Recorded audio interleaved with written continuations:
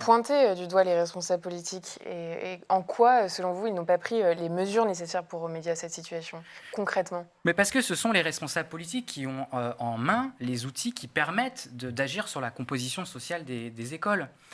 L'outil le plus connu, c'est la carte scolaire.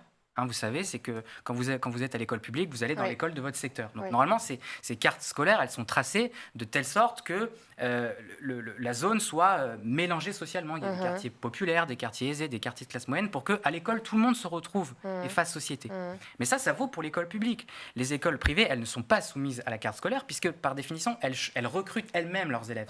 C'est ce qui définit d'ailleurs une école privée, c'est la liberté de recrutement.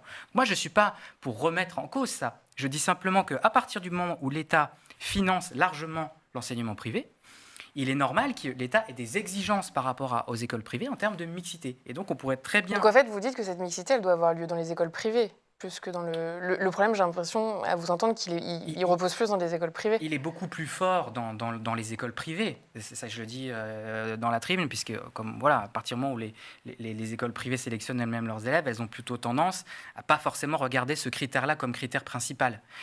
Mais c'est aussi un problème qui se pose dans un certain nombre d'établissements publics, et ça, c'est lié plutôt à des sujets de carte scolaire, à la capacité que peuvent avoir les parents à la contourner, pour éviter, par exemple, l'établissement public de secteur pour aller dans un autre établissement. Et ça, c'est des problèmes qu'on peut résoudre de manière politique. Ce sont les responsables politiques qui ont la capacité, avec des outils, que ce soit la loi, que ce soit des normes, etc., de proposer des réponses. Et c'est dans l'intérêt de tout le monde. Encore une fois, il ne faut pas voir ça comme quelque chose de punitif. C'est que plus on aura une école qui sera mélangée, moins on aura un certain nombre de difficultés de vivre ensemble et aussi pédagogiques pour l'apprentissage des élèves.